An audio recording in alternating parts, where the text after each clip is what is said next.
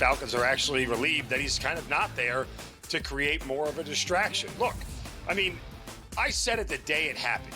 It was one of the stupider decisions I've ever seen by a professional NFL franchise to sign a quarterback to a $180 million contract and then draft his replacement exactly 5 weeks later. This was a terrible organizational decision by the Falcons. Now, they're going to spin this, and this is what's annoying about the Falcons and their PR staff. They're going to spin this as if this is the plan we had all along.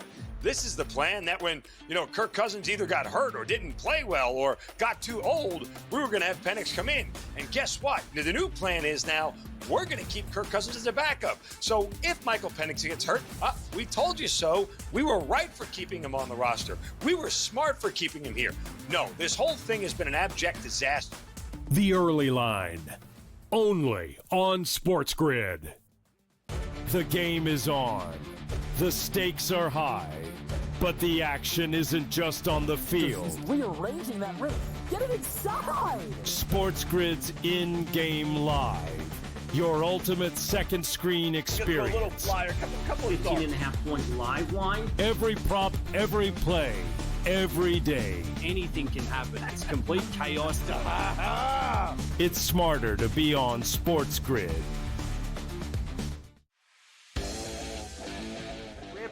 The Steelers' interest in Aaron Rodgers as a joke. Your boy went off about the entire situation and why it taken so long to forget him. Terry Bradshaw getting involved.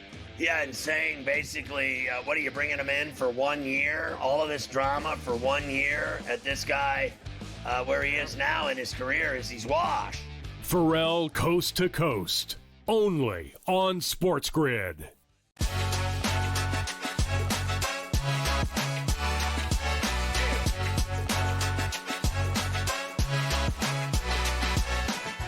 Off an overtime thrilling NHL Stanley Cup Finals Game 1. Can Game 1 of the Pacers-Thunder Finals bring the excitement and strong ratings in the NBA? NBA reporter Jared Greenberg joins us to weigh in. Plus, breaking news. The White Sox have a new long-term ownership agreement. Hello and welcome into Front Office Sports Today from our FOS studio. I'm Renee Washington. And I'm Baker Machado. Thanks so much for joining us. Of course, Renee and I are chatting the biggest stories every weekday in the business and culture of sports. And also coming up later on the show, soccer commentator Susanna Collins is going to share her thoughts on TSD 2025 and, of course, the Club World Cup happening here in the next week or so. But let's first dive into some of the headlines in the shoot-around. Breaking news out of Major League Baseball. The White Sox announced they reached a long-term agreement with billionaire investor Justin Ishbia. And Jerry Reinsdorf has owned the franchise since 1981, and the Reinsdorf family will continue to own the controlling interest and day-to-day operations, Baker. Now, this agreement also shares from 2029 to 2023, Reinsdorf will have the option to sell the controlling interest to Ishbia, but after the 2034 season, Ishbia has the option to acquire the controlling interest. Yeah, so of course, Jerry Reinsdorf, who has been holding this company, you mentioned since 1981, will still remain the chairman of the company. He also, from all intents and purposes, will keep the Bulls, which we should note have a $5 billion valuation. The valuation right now for the White Sox is about $2 billion. But now this allows Matt, his brother Justin, who you mentioned owned the Phoenix Suns, to now, and their dad, by the way, to now be significant investors in the team. This is not going to happen until 2029. You said at the earliest, maybe another 10 years before this actually happens. But we're now starting to see some new movement when it comes to ownership of the White Sox. This, of course, all comes off of the 121-loss season that the White Sox had as the losingest or worst MLB team in the modern until era. The Rockies do it this Until year. the Rockies. Well, if you were shocked by the retirement of New Orleans' 34-year-old quarterback Derek Carr, you'll also be shocked to find out why he retired in March. The four-time Pro Bowler was set to have shoulder surgery that would have him miss his entire upcoming season, and he told our FOS reporter David Rumsey he didn't want to sit on the sidelines and take the Saints' money, but he also did not want to rush back and be less than 100%.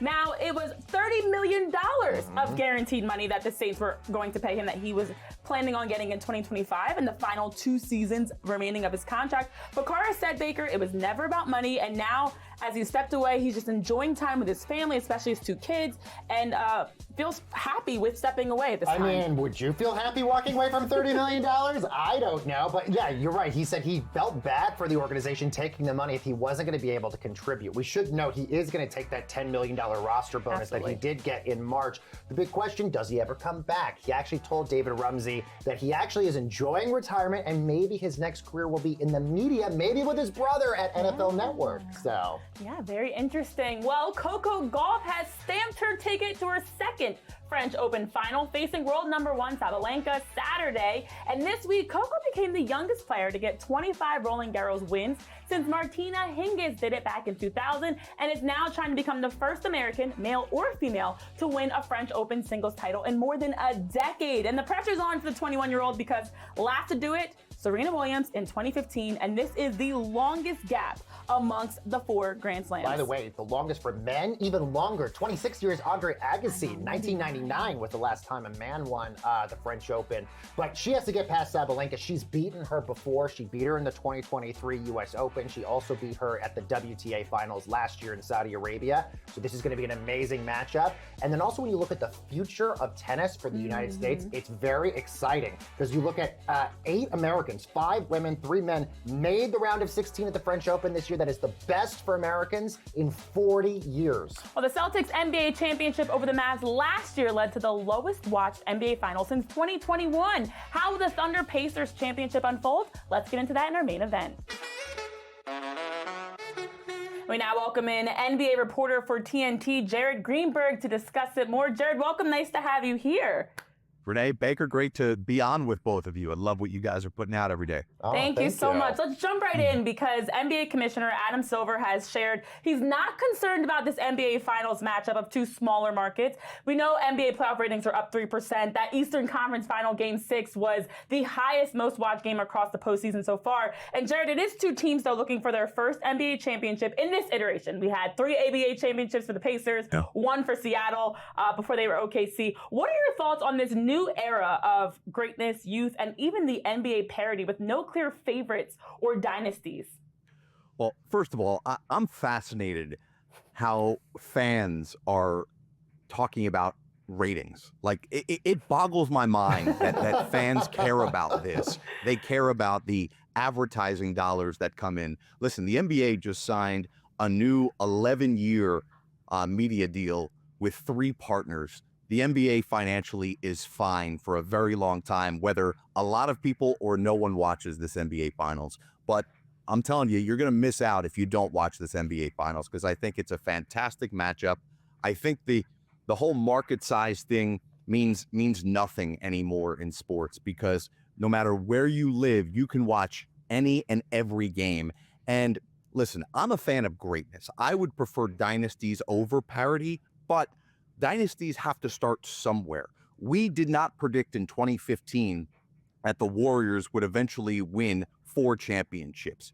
This could be the beginning of something very special for one of these 2 teams. I think obviously most of us believe more likely for Oklahoma City because of how young and talented they are. And in this era of salary cap ramifications, the Thunder are set up as well as any team to not just win now, but for a long time. Yeah, let's go into that a little bit more because yes, Shea got the MVP, but really Oklahoma City's real MVP is their general manager, Sam Presti.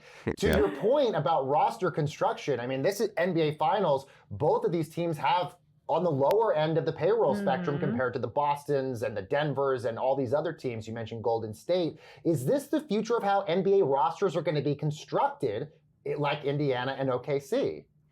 Well, this is going to come to a head eventually, right? Because Sam Presti has done something that most general managers can't do. He's hit out of the park with every draft pick and every signing and every trade, right? Shai Gilgeous-Alexander was in the Paul George trade and then signed Isaiah Hartenstein and Alex Caruso. But everybody else, organic, was drafted, and he's done such a great job. Eventually, he's going to have to make some deals, whether that's this upcoming summer or during next season, because these guys are so good, they're all going to get paid. But yes, Baker, no question, you have to make sure that you hit it out of the park with your drafting because of how punitive it is to have multiple guys older, 10 years into the league and have to try and pay them, because once you have those type of players on your team, then you can't go out and make the type of trades that you want to make. Teams like Phoenix and Golden State are finding that out this summer.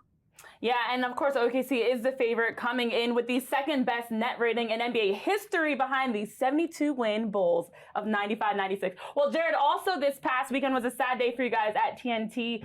Inside the NBA signed off for the final time with that Game 6 Eastern Conference Final, and you're going to be hosting the pre- and post-game shows for NBA TV in Indiana. What's the future hold for NBA coverage for you and your colleagues at TNT going into next year's media deals? Listen, it's been so great how everyone has handled what happened at Game 6 inside the NBA. Deserves all of the love in the world. It is the gold standard for sports television. They're obviously going to live on with the deal that TNT Sports made with ESPN. It's the game broadcasts and all those people behind the scenes. Listen, one of the cool things that Inside the NBA and that crew did was made sure they took care of their behind the scenes people. There's so many people that are going to keep their jobs in Atlanta because the show's going to stay in the same studio. It's going to be produced by the same people. It's the game coverage. Those people are looking elsewhere because there will be no more NBA games on TNT. But TNT Sports has so many good things going on with college football, college basketball, obviously having the Stanley Cup Finals right now, Major League Baseball coverage, and so much more. The French Open, Roland Garros is on right now. But there are so many other exciting opportunities. And I think I'm really excited to see what the future holds with all of these new NBA partners. Because like I said, the NBA is in great shape with all of these young stars. And I think these new media partners are going to do an unbelievable job of covering the NBA for a decade or more. And that last NBA game on TNT, the highest rated of all the playoffs. Exactly. So good little cherry on top. Yes, exciting times for the league as we head into Game 1 of the NBA Finals tonight. And Jared, we thank you so much for jumping on the show to weigh in. Coming up next on Front Office Sports today, we're going to shift from the hardwood to the pitch. We're talking FIFA World Cup right after this break.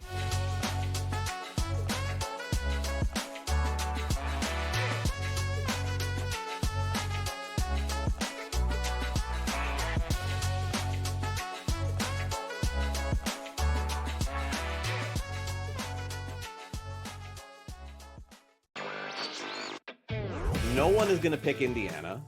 No one's going to pick Indiana to make it close, honestly. Like, you could get tremendous odds if you pick OKC in 7. I think that taking the series over 5.5 games, the last 2 NBA Finals series ended in 5. I think this one goes 6. I think the Thunder will get the job done, but I think the Pacers are just too strong of a team and too talented of a team and too deep of a team to lose in 5 or fewer games. Newswire, only on SportsGrid.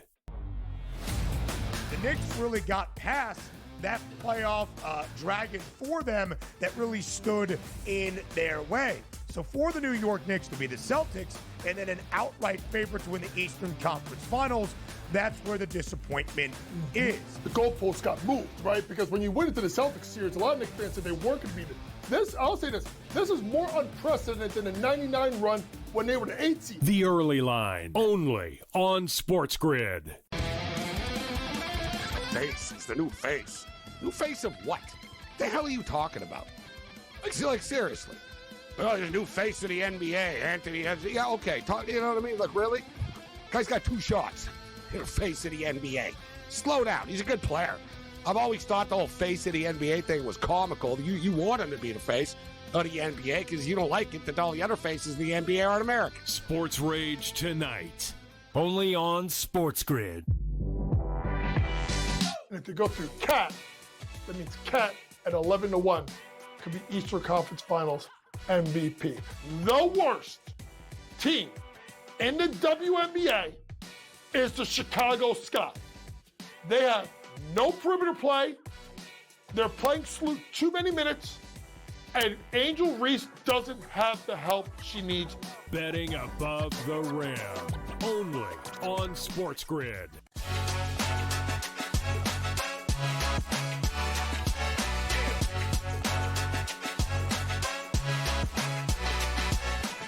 And welcome back to Front Office Sports today. Now, FIFA has tens of thousands of unsold seats ahead of the home opener for Inter Miami in the Club World Cup. And prices have also dropped dramatically. Well, we had soccer commentator Susanna Collins to talk about the MLS involvement in the tournament. Let's take a look. An incredible expert on all things going on in this soccer summer that we have, Susanna Collins, joining us here on the show. Susanna, so nice to have you here with us today. Great to be with both of you. I love this show. I love what you guys are doing. Oh, Thank you. And I love that we have a chance to talk soccer because there's a lot on the slate coming up. Obviously, looking at the Club World Cup, we'll start there because of recent protests, and it's been a buzzy topic to discuss with the Club World Cup having 3 MLS teams in it. We saw the Seattle Sounders this past weekend with their shirts with the phrases Club World Cash Grab and Fair Share Now because of the CBA limiting if they were to win the Club World Cup, for those that don't know, with that possible as many as $125 million they can win, they wouldn't see all of it. They can only get a max $1 million per player. What are your thoughts on just how the MLS can balance the Club World Cup as an opportunity to grow the team's exposure, but also give them their fair share of pay? Yeah, I mean, as you mentioned, we saw the very clear protest over the weekend from the Seattle Sounders players. And, you know, when you look at the numbers, they're absolutely entitled to feel like there's a gross injustice here when it comes to the amount of money. Like you said, it's basically capped at $1 million. Each MLS team that is participating in the Club World Cup is getting almost $9.5 million.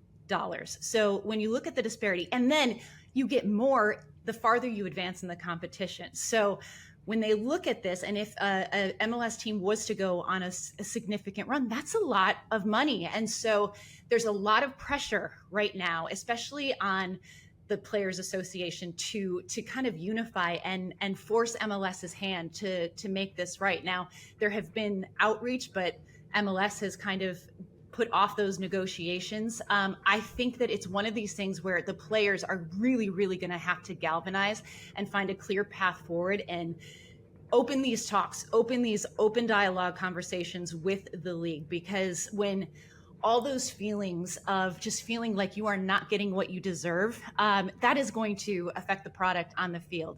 And this is a big competition. You know, FIFA is really putting a ton into this in anticipation for the World Cup next year in 2026. So they want to see good products on the field. And if teams are, you know, in this sort of bad situation where there are bad feelings, the product on the field is going to be affected. And so the league and the players, they somehow need to find a way, and this is going to be on the Players Association, to come together and really, really fight for what they feel like they deserve. Well, so let's talk a little bit about this FIFA, Club World Cup, because this is sort of a new thing for a lot of us. You mentioned it's ahead of the World Cup. It's happening here in the same country as where the World Cup's going to be happening next year as well.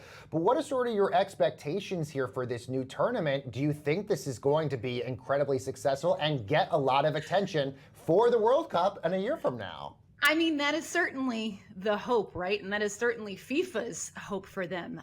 It's going to be really, really interesting to see how this plays out over the next month, because as we know, the European season just ended, okay? These players have played a ton of matches. They are tired. This is typically the time of year when they go on vacation, they go on holiday, they give their bodies and their minds time to kind of recover from what was a really grueling 8 or 9 months of playing soccer. So there is a problem here with how clubs are going to approach this. Certainly, there is going to be a huge amount of pressure on these clubs to showcase their stars, their big names, because that is what ultimately is going to put butts in seats and garner that kind of excitement that they're hoping for as we look ahead to next summer in 2026.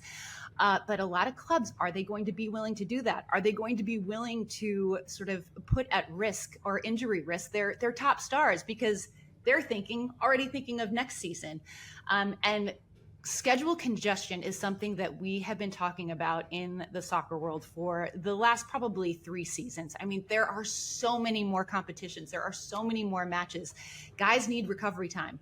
And so I think it's going to be really interesting. I think you are going to see certain clubs, really go for it, really put out a strong starting 11s every match. But it's also going to be interesting to see how some other clubs maybe utilize this opportunity to get some of the younger players and the youth's more significant playing time. on big stages. But what you hope is that, it's still compelling enough for people to come, for people to buy tickets, and then ultimately, as we keep talking about, get pumped for World Cup next year. Yeah, the Club World Cup kicking off June 14th with that $1 billion prize pool. 32 teams, 3 of them being MLS teams competing for that. Should be exciting to watch, but also the exciting TST 2025. And it's going to be another opportunity in this 7v7 tournament where there's also an opportunity for a $1 million winner-take-all prize. Susanna, what are your thoughts on how, as we look into another year of the soccer tournament, it allows entertainment, soccer, financial, just the overlap of all these opportunities for those competing? It's so much fun. I mean, this is one of those moments. They literally call it Coachella for soccer because it's become this spectacle, right? It's like there's obviously all the matches happening all the time, but then there's music events and there's food and there's family events. And so it's really kind of become this big soccer circus, if you will. And it's amazing because what I love so much about this tournament is that it's for anybody. You've got players like Nani and Sergio Aguero putting together teams, but then you've got these dudes from Newtown, Connecticut that won it 2 years ago, and the guys from Delaware, Bombonero, who won it last year. Pat McAfee. Just putting together these teams, and they're old friends and maybe college teammates. And so I love that you can see this just sort of vast array of quality, and it makes it so much fun. Just Steve Nash playing a couple years ago. It's wild. It's kind of become this who's who of the soccer world all congregate in Cary, North Carolina for a few days. And it's just so much fun. And even the structure, the way that they play, the target score time where, every match has to be won by a game-winning goal. It's just a sensational product. And I love what it's doing for soccer because I think it's such a fun, digestible way for even people who might not be, super soccer fans right now. It's entertaining as heck. It's truly the never-ending season, soccer. It is. The slate is set. Another exciting summer of soccer for us. Susanna, thank you so much for jumping on the show to weigh in on all the excitement that people can look forward to. Thank you guys so much for having me. I appreciate it. Of course. We've got more coming up after this break here on FOS Today. Stay tuned for more.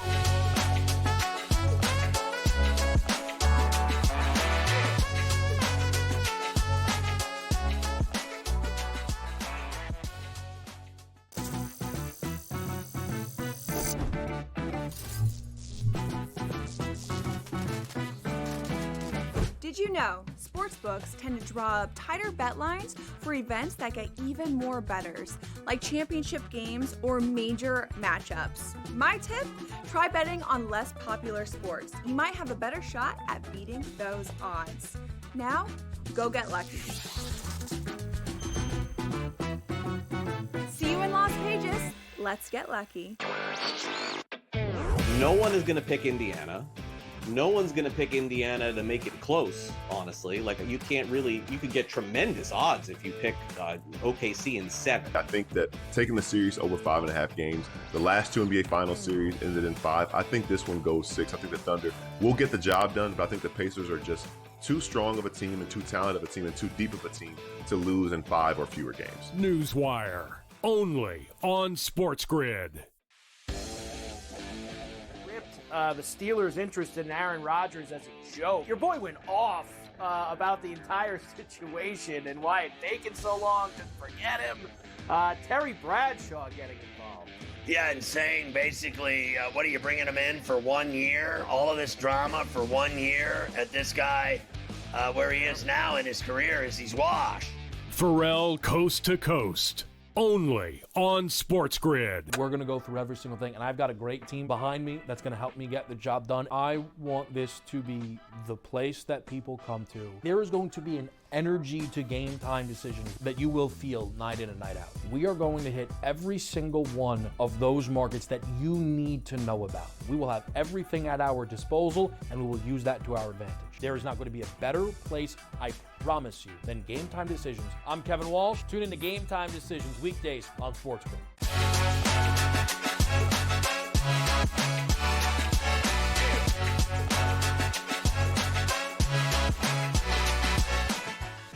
Welcome back to Front Office Sports Today. Baker and Renee here, and there are some big questions, guys, coming out around Major League Baseball. One, is the league going to have a media deal done before the All-Star Game July 15th? So with that, let's welcome in our FOS reporter, Eric Fisher, to talk about it more, because, Eric, Commissioner Rob Manfred has said he's hopeful that they will have a deal, but he has admitted in hindsight he wishes they weren't even in this position, but they do allegedly have 3 possible offers. What do you know is the latest around this media deal? Yeah, we're getting a little closer. This is the reselling of the rights that ESPN is walking away for the 2026, 27, and 28 seasons. And we already know 2 of the 3. NBC has put forward a bid that could include Sunday night coverage that would mirror what they're doing with the NFL and are about to start with the NBA. Apple TV Plus is interested in expanding what they have with baseball on Friday nights, and we have an unnamed third bidder. But again, this would be sort of a bridge situation to 2028 when the league's national deals all come up for renewal, and the league wants to do a grand reconstruction of the entire media rights, both local and national. But a lot's going to happen in the next few weeks. Yeah, that's a lot of pressure to get this done just in a few weeks. Eric, the other thing that the commissioner mentioned, which I think is going to be really big for next year, is that he's going to basically go to the competition committee and talk about implementing the automated ball and strike system, essentially robo-umps for next year. Tell us a little bit about how this would work, and this really wouldn't be replacing umpires at the end of the day, would it? No, not at all. This would be a challenge system. And if you remember back during spring training, we had a test of this. And when a batter wanted to challenge a ball strike call at the plate, he would tap his head and immediately they would go to the tape.